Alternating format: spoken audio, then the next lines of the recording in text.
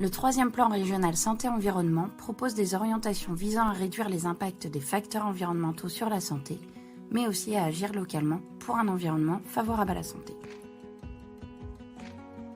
Selon l'OMS, la santé environnementale comprend les aspects de la santé humaine, y compris la qualité de vie, qui sont déterminés par les facteurs physiques, chimiques, biologiques, sociaux, psychosociaux et esthétiques de notre environnement. Notre santé est liée à l'environnement et l'environnement a une influence sur notre santé.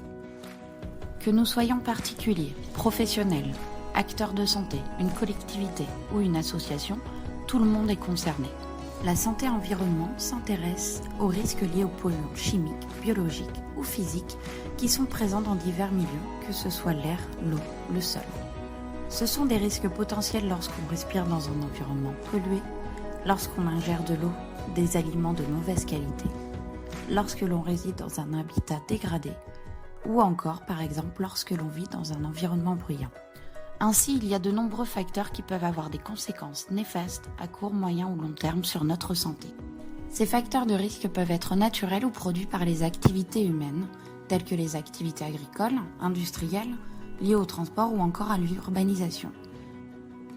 L'urbanisation est la première source de pression directe sur l'occupation des sols et l'environnement, car elle peut engendrer des pollutions de l'air, du sol et des milieux aquatiques.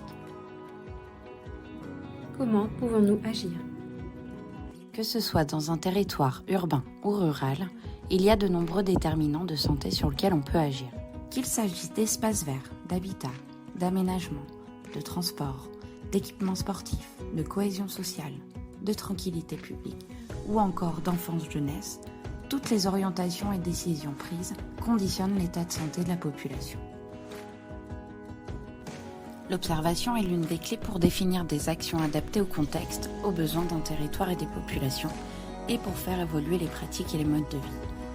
Afin de définir les données d'observation pertinentes en santé-environnement à l'échelle locale et d'en faciliter l'accès, un guide méthodologique pour la mise en œuvre d'un diagnostic local en santé-environnement a été réalisé par l'ORS Créail Normandie, l'ARS, la région, Santé publique France, l'ADREAL et la DRAF. Qu'est-ce qu'un diagnostic local de santé-environnement ?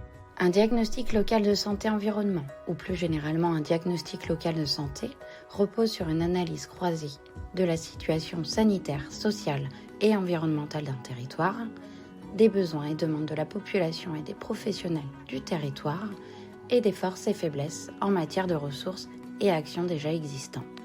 Un diagnostic est une phase essentielle d'un projet de territoire pour fonder la programmation des interventions en faveur d'une meilleure santé des habitants.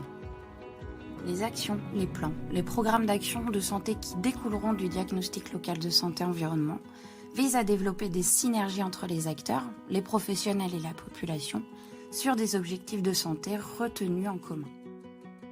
Comment réaliser un diagnostic local de santé-environnement ?